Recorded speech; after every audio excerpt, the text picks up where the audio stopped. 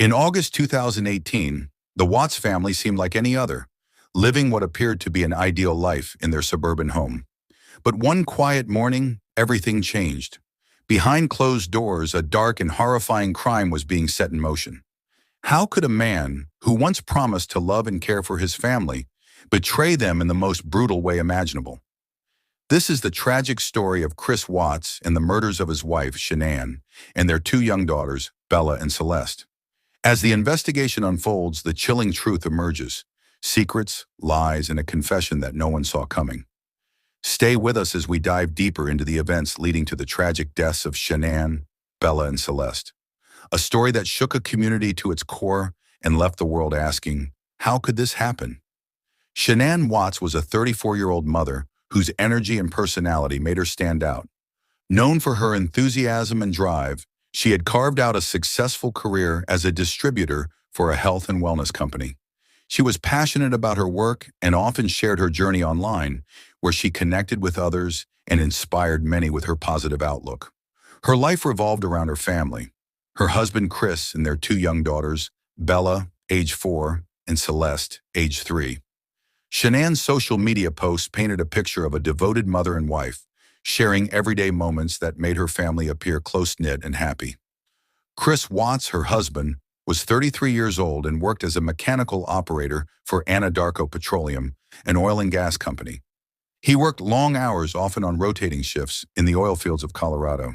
Despite their different professions, Shanann and Chris seemed to complement each other in their daily routines. Shanann would often post pictures of their family, showing a young couple deeply in love, celebrating milestones, and looking forward to the future with their children. They were a picture of normalcy, a family that appeared to be thriving in every way. However, behind the scenes, their relationship was not as perfect as it seemed. While Shanann's social media often highlighted moments of joy and achievement, those close to the family began to notice some underlying tensions. According to those who knew them, Shanann had begun to experience strain in her marriage.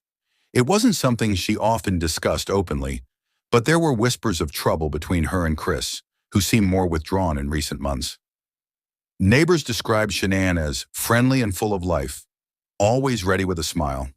Chris, on the other hand, kept to himself more, spending much of his free time away from social gatherings or community events. Those who interacted with the couple noted that Shanann was often the more vocal and engaged of the two, while Chris appeared more distant, though still polite. Many didn't suspect that there were deeper issues at play, thinking it was simply the normal ebb and flow of a busy family life. The Watts family lived in a quiet suburban neighborhood in Frederick, Colorado. Located about 30 miles north of Denver, Frederick was a community known for its peaceful streets, good schools, and family-friendly atmosphere. The town was an attractive place for families looking for a quiet, rural setting, yet close enough to the city for work. It was the kind of place where neighbors waved as they passed each other on the street, and the thought of a crime occurring there was almost unthinkable. In the weeks leading up to the tragedy, those closest to the Watts family had no idea what was brewing behind the walls of their home. Despite the tension within the family, Shanann continued with her daily life as best she could. She worked hard at her business, supported by the online community she had built, and was devoted to her children, always striving to give them the best life possible.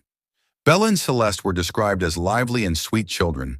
Bella, the older of the two, was often seen smiling, with a personality that matched her bubbly nature, while Celeste was more quiet, but equally loved by those who knew her.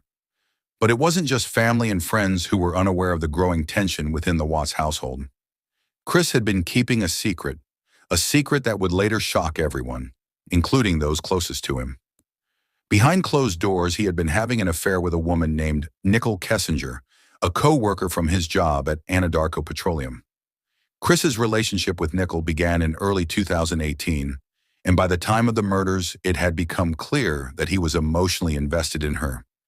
He had been telling Nicole that his marriage to Shanann was over and that he was planning to leave her, but he kept up the appearance of a devoted husband and father to the outside world. Chris's affair, however, wasn't the only secret. As the investigation would later reveal, there were also financial struggles within the Watts household. Despite their outward appearance of affluence, the Watts family was dealing with mounting debts and pressures, adding to the stress of their already strained relationship. Chris, in particular, was under financial pressure, struggling with the demands of supporting his family while also pursuing a new relationship with Nicole. The combination of these factors, the strain in the marriage, the affair, the financial difficulties, would set the stage for an unimaginable tragedy. What seemed like a typical suburban family was, in reality, a family on the brink of collapse. Yet at the time, no one could have foreseen how this all would unfold. The Watts house, nestled in a quiet, family-oriented neighborhood, was about to become the scene of one of the most shocking crimes in recent American history.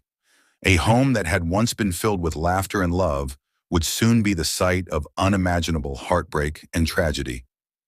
It was a quiet Monday morning on August 13, 2018, when Shanann Watts, a 34-year-old mother and businesswoman, returned home from a work trip to Arizona.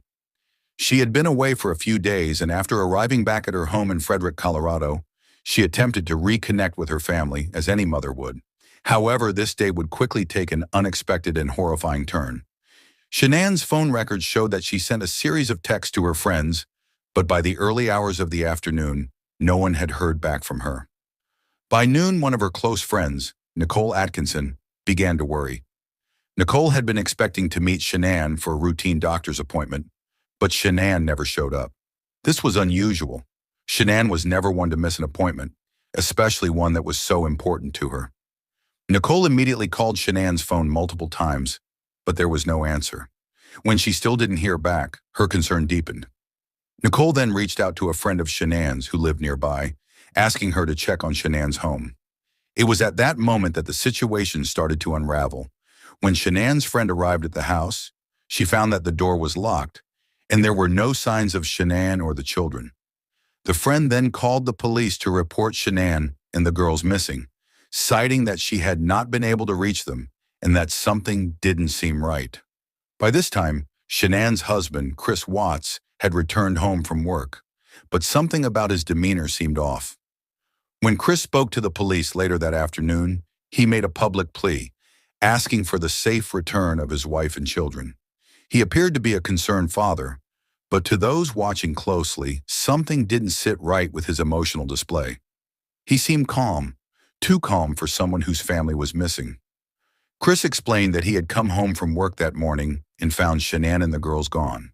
He said he had no idea where they could have gone and that he was desperate to find them.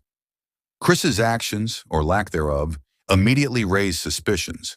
Neighbors who had interacted with Chris earlier that day noted that his behavior seemed strange. Some recalled seeing him loading something heavy into his truck, a task that appeared unusual given the situation. When asked about it later, Chris was evasive, offering no clear explanation. He had stated that he had simply been packing for a trip, but his story seemed inconsistent with the gravity of the situation. Neighbors who saw him in the hours before the police arrived said his behavior didn't match that of someone who had just discovered that their wife and children had gone missing. As the hours passed, law enforcement began to grow more suspicious of Chris's actions and his timeline. His reluctance to engage with the investigation and his increasingly strange behavior only deepened their concerns. There were no signs of forced entry at the home, and no one had seen or heard anything unusual. The police began to ask more pointed questions, trying to piece together the events leading up to Shanann and the girls' disappearance. When investigators first spoke with Chris Watts, they noted that his demeanor was unnerving. He seemed calm and collected, even though his wife and children had vanished without a trace. Most people in such a situation would be frantic, desperate for any information that could help bring their loved ones back. But Chris didn't appear to be in distress. He maintained a level of composure that was, to many, unnatural. Chris's responses during the interview were not only measured but also vague. He repeatedly stated that he had no idea where Shanann and the children could be, and yet there was something about his tone and body language that suggested he was not being entirely truthful. His words didn't match the urgency of the situation, and this discrepancy did not go unnoticed by the police. They began to scrutinize his every word, looking for any sign of deception. As the day wore on, more details began to emerge that only added to the confusion. Neighbors recalled seeing Chris in his truck at around 5 a.m. that morning, well before he had contacted the police about his family's disappearance. He had appeared to be loading something into the truck, but when asked about it, Chris offered vague explanations. This left the authorities wondering, what was Chris doing in those early hours, and why had he been so evasive about it? There was also the issue of Chris's interactions with his wife's social media accounts. Shanann's phone records indicated that she had sent messages that morning, but after those first few texts, there was radio silence. Police found it odd that, in the time since her arrival home, there had been no further communication from Shanann. Was this in any way related to her disappearance? Later, a disturbing piece of information came to light. It was revealed that Chris had been having an affair with another woman, Nicole Kessinger, a co-worker he had met at Anadarko Petroleum. Chris had been involved with Nicole for several months before Shanann's disappearance. While his relationship with Shanann appeared to be struggling, it seemed that Chris had been increasingly distant from his wife, opting to pursue a relationship with Nicole instead. This discovery raised questions about whether Chris had been trying to end his marriage. As investigators delved deeper into the case, they began to piece together the inconsistencies in Chris's story. They combed through surveillance footage, interviewed neighbors, and examined phone records, all of which would play a key role in revealing the truth. The investigation quickly took a turn when Chris was asked to take a polygraph test. Initially, he agreed to cooperate, but as the questioning became more intense, his responses became less confident. The polygraph test would later show signs of deception, but it was not until much later that Chris would confess to the full extent of the crime. The breakthrough in the case came when police discovered discrepancies in Chris's story about the timeline of events that morning. Surveillance footage from a neighbor's home showed Chris's truck leaving the property at 5:27 a.m. and returning a short time later, around 6:30 a.m. But when Chris spoke to the police, he had told them that he had only left for work after his wife and children had vanished. The timeline simply didn't add up. Upon further questioning, Chris began to unravel. The investigators had gathered enough evidence, and it became clear that his initial story was full of lies. Realizing that the walls were closing in, Chris eventually confessed to killing Shanann and to the horrifying deaths of his two daughters, Bella and Celeste. Chris explained that he had strangled Shanann after an argument. According to him, she had returned home and confronted him about his affair with Nicole Kessinger. The tension between the couple had reached a boiling point, and, in a moment of anger, Chris murdered Shanann. He then, according to his confession, drove the bodies of Shanann and the two children to an oil site where he worked and disposed of them in oil tanks. The confession, while chilling, left many still in disbelief. How could a man who had seemed so normal, so ordinary, commit such an unimaginable crime against his own family? The investigation continued to unfold, and each new piece of evidence painted a darker picture of a man who had harbored a deadly secret. The true horror of that fateful day was only beginning to surface. As the days passed and Shanann, Bella, and Celeste remained missing, the investigation quickly intensified. Law enforcement officials began conducting a series of interviews, re-examining every lead, and looking for any piece of evidence that could shed light on their whereabouts. Chris Watts, who had initially appeared to be a concerned father, was now under increasing scrutiny. The inconsistencies in his behavior and statements raised alarm bells for investigators. The breakthrough in the case came when surveillance video from a nearby gas station surfaced. The footage, taken on the morning of August 13th, showed Chris driving his truck alone, without his wife or daughters in sight. This was a critical piece of evidence. Chris had previously told police that his family had gone missing after he left for work, but this footage contradicted that account. His truck, loaded with something heavy, was seen leaving the area near his home, and yet there was no sign of Shanann, Bella, or Celeste. This raised serious questions about the timeline of events and made it clear that Chris was hiding something. As investigators pieced together more evidence, Chris's phone records also came under scrutiny. They revealed a series of calls and text messages to a woman named Nicole Kessinger, a co-worker with whom Chris had been having an affair. These texts and calls were made around the time of his family's disappearance. Chris had been carrying on this secret relationship while his wife and children were at home, unaware of his infidelity. The discovery of these messages further deepened the suspicion surrounding Chris. His attempts to maintain the image of a devoted husband and father began to unravel with each new piece of information. The discovery of Chris's extramarital affair was not the only shocking development. Investigators began to focus more intently on the family home, reviewing evidence from Shanann's belongings and further analyzing Chris's movements on the morning of August 13th. It was becoming increasingly clear that something far more sinister had occurred than Chris had initially let on. While investigators continued to review the mounting evidence, forensic experts were hard at work. They combed through Chris's home, his car, and the surrounding areas for any traces of blood or other forensic evidence that could link Chris to the crime. Meanwhile, a chilling discovery was made in a remote oil field just outside of town, an area where Chris worked for Anadarko Petroleum.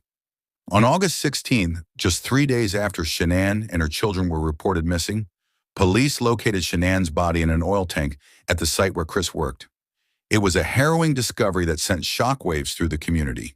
The body of Bella, the couple's 4-year-old daughter, was found in another oil tank nearby. Celeste, the 3-year-old, was discovered not far from her sister. The grisly scene in that oil field would soon become the focal point of the investigation, as investigators tried to piece together the horrific details of what had happened to Shanann and her children. The discovery of the bodies in such a manner was both heartbreaking and incomprehensible. To think that a father, a husband, could be responsible for such an atrocity was beyond anyone's belief. The details of how they had been disposed of in the oil tanks were staggering. Something so brutal, so calculated, it was difficult to grasp. Law enforcement quickly secured the site and began gathering evidence from the area. This would be the final confirmation that Chris was responsible for the deaths of his wife and children. As the bodies were recovered, investigators also took a closer look at forensic evidence that could help establish the timeline of events. Autopsy reports would later reveal that Shanann had been strangled. Bella and Celeste had both suffocated, likely at the hands of their father. The details of the autopsy, though disturbing, would be crucial in linking Chris to the crime. The condition of the bodies confirmed the worst fears. Shanann and her daughters had not simply disappeared, they had been murdered. With the bodies of his wife and children now discovered, Chris's story began to shift dramatically. In his initial interviews with law enforcement, Chris had insisted that he was innocent, claiming that he had no idea where his family was and expressing deep concern for their safety. He maintained that he had no part in their disappearance. However, as the investigation progressed, the evidence against him mounted, and his version of events began to change. Chris was brought in for a polygraph test, which he failed. As he sat in the interrogation room, detectives pressed him for answers. At first, Chris stuck to his story that he had nothing to do with his family's disappearance. But as investigators laid out the mounting evidence, surveillance footage, phone records, and forensic findings, his defenses began to crumble. The police had him cornered, and they knew it. In a bizarre turn of events, Chris's story evolved over time. First, he claimed that Shanann had killed their daughters. According to Chris, an argument had ensued between him and Shanann, and in a fit of rage, Shanann had murdered their 2 young daughters. Chris told investigators that he then killed Shanann in a moment of self-defense. But his version of events was implausible, and law enforcement was not convinced. Eventually, Chris's lies began to unravel. The mounting evidence and inconsistencies in his statements led him to a breaking point. On August 15th, just 2 days after the bodies had been discovered, Chris confessed to the murders of his wife and children. His confession, however, was chilling in its detail. He admitted that, after an argument with Shanann, he had strangled her. He then disposed of her body in one of the oil tanks at his worksite. He claimed that Bella and Celeste had witnessed the crime and that, in an effort to prevent them from telling anyone, he killed them as well. Bella and Celeste were suffocated, and their bodies were placed in separate oil tanks near their mothers. Chris's confession revealed the full extent of the horror. The crimes were not the result of an isolated fit of rage, but rather a deliberate, premeditated series of actions. The manner in which he disposed of their bodies, placing them in the oil tanks, was methodical and calculated. Chris's actions in the days leading up to the discovery of the bodies only served to highlight his lack of remorse.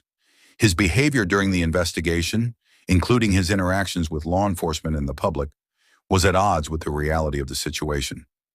As the investigation continued, it became clear that Chris Watts had been hiding much more than just his affair. His relationship with his wife had been deteriorating for some time, and his desire to escape his responsibilities had driven him to commit an unspeakable act. The discovery of his affair with Nicole Kessinger, combined with the details of the murders, painted a disturbing picture of a man who was willing to destroy his entire family in order to pursue a new life with someone else. The investigation into the deaths of Shanann, Bella, and Celeste Watts would continue for months, as law enforcement officials worked to understand the full extent of Chris's motivations and actions. The details of his confession, combined with the evidence recovered from the scene, would eventually lead to his conviction. But for those who had known the family, the horror of the crime was something that could never be fully understood. How could a man who once vowed to protect his family be capable of such a horrific act? The interrogation rooms where Chris Watts sat for hours grew increasingly tense as investigators pressed him for answers. At first, Chris had denied any involvement in the disappearance of his wife and daughters. He had held firm to his story, claiming he had no idea what had happened to them. But as the days wore on and evidence mounted against him, the walls began to close in. After being confronted with the mounting evidence, including surveillance footage, phone records, and the discovery of Shanann and her children's bodies, Chris finally broke. On August 15, 2018, just 2 days after the bodies were discovered, Chris Watts confessed to the murders in a chilling, emotionless manner. He explained in painstaking detail how he had killed his wife, Shanann. According to Chris, their marriage had been in trouble for some time, and his affair with Nicole Kessinger had further strained their relationship. On the morning of August 13, after an argument with Shanann, he claimed to have lost control. In his confession, Chris described how he strangled Shanann to death in their home, with no apparent remorse for the act. But the story did not end there. Chris then detailed how, after killing Shanann, he went to the bedroom where his daughters, Bella and Celeste, were sleeping. He explained how Bella and Celeste had witnessed their mother's death and how he then made the decision to murder them as well. He said he killed them in an effort to prevent them from telling anyone what they had seen. Bella, just 4 years old, and Celeste, only 3, were suffocated by their father. Chris described how he placed their tiny bodies in the back of his truck, along with Shanann's, and drove them to a remote oil field where he worked. In the oil field, Chris placed Shanann's body into one of the large oil tanks, while he disposed of Bella and Celeste's bodies in separate tanks. His actions, though cold and methodical, were driven by his desire to escape his family and start anew with his mistress, Nicole Kessinger. According to Chris, he believed that by getting rid of his wife and children, he could free himself from the ties that bound him to his family and create a life with Kessinger. As he recounted the murders, Chris's lack of emotion or remorse was striking. He spoke with a detached demeanor, almost as if he was narrating a story rather than admitting to the brutal killings of his wife and children. His confession left investigators and everyone involved in the case shaken. How could a man who had once seemed so ordinary, a father and a husband, commit such unspeakable acts of violence? The horror of his actions would continue to reverberate throughout the investigation, leaving a trail of grief, disbelief, and unanswered questions. In the months following his confession, Chris Watts was charged with multiple counts of murder, including the murder of his wife and 2 children, as well as unlawful termination of a pregnancy, as Shanann was 15 weeks pregnant with their son at the time of her death. The trial that followed was a media sensation, with the public following every detail as the case unfolded. During the court proceedings, Chris's emotional state appeared detached. His behavior was odd, with many observers noting his lack of emotion as the details of the murders were revealed. Throughout the trial, he showed little to no reaction, even as the victims' families and friends spoke of their grief. His seemingly cold demeanor made it clear that the man sitting in the courtroom was far removed from the man he had once been, the man who had been a husband and father to a family now destroyed. In November 2018, Chris Watts pleaded guilty to all charges against him. His decision to plead guilty spared the family and community from the anguish of a lengthy trial. It was a decision that surprised many, but ultimately it brought a sense of closure to the case. In the end, Chris was sentenced to life in prison without the possibility of parole. He would never again walk free, and his sentence would ensure that he would never be able to harm anyone else. Despite his guilty plea, the sentencing did little to heal the wounds that Chris had caused. Shanann's family and friends were devastated by the loss, and the community in Frederick, Colorado, would never be the same. The man who had once been a beloved member of the neighborhood, a man who had seemed like a normal, hard-working husband and father, was now the murderer of his own family. His crime had shattered the sense of peace in their quiet town, and the damage it caused extended far beyond the immediate family. Shanann's family was left in a state of shock and disbelief. They had welcomed Chris Watts into their lives, never imagining that he would be capable of such violence. Shanann's mother, Sandra Razuchek, spoke out after Chris's confession, expressing her deep sorrow over the loss of her daughter and grandchildren. She described Shanann as a loving mother, a hard-working woman who had been dedicated to her family. The loss of Shanann, Bella, and Celeste was a blow that would never heal for her or for anyone who had known the family. Chris's actions had left a profound mark on the extended Watts family as well. The relationships that had once seemed so solid and unshakable were now forever altered. Chris's parents, who had stood by him throughout the investigation, now faced the harsh reality that their son was responsible for the deaths of their daughter-in-law and grandchildren. The fallout from Chris's crimes would stretch far beyond the courtroom, affecting the lives of everyone involved. The community in Frederick, Colorado, was equally devastated by the tragedy. The town, which had once been a quiet, close-knit community, was forever changed by the horrors that had unfolded within it. Neighbors who had once known Chris and his family were left to grapple with the realization that a man they had trusted had committed such a heinous act. It was a community that would never fully recover from the shock and pain that came with the murders of Shanann, Bella, and Celeste. In the wake of the crime, tributes poured in from around the world for Shanann, Bella, and Celeste. Memorials were held, and people across the country shared their grief and outrage over what had happened. Shanann's family, including her parents, brother, and friends, became vocal advocates for raising awareness about domestic violence and the signs of abusive relationships. Shanann had been a passionate advocate for women's health and empowerment, and her family vowed to continue her work in her honor. As for Chris Watts, his life in prison began. He was sentenced to spend the rest of his life behind bars with no possibility of parole. His actions had destroyed his family, his reputation, and his future. The once seemingly ordinary man who had appeared to live the American dream was now a convicted murderer, locked away in a prison cell for the rest of his life. In the end, the case of Chris Watts and the tragic deaths of Shanann, Bella, and Celeste Watts would serve as a chilling reminder of the darkness that can lie hidden beneath the surface of a seemingly perfect life. What could possibly drive a man to murder his own wife and children? This question has haunted investigators, the community, and the public since the shocking discovery of Shanann, Bella, and Celeste Watts' bodies. The psychological factors behind Chris Watts' actions are complex, and experts have offered several theories to help understand what happened. At the forefront of these theories is Chris's affair with Nicole Kessinger. The affair seemed to be a turning point for him, and many experts argue that it contributed significantly to his decision to end his family's lives. Chris had been struggling in his marriage to Shanann, and the affair provided an escape from the pressures he was facing at home.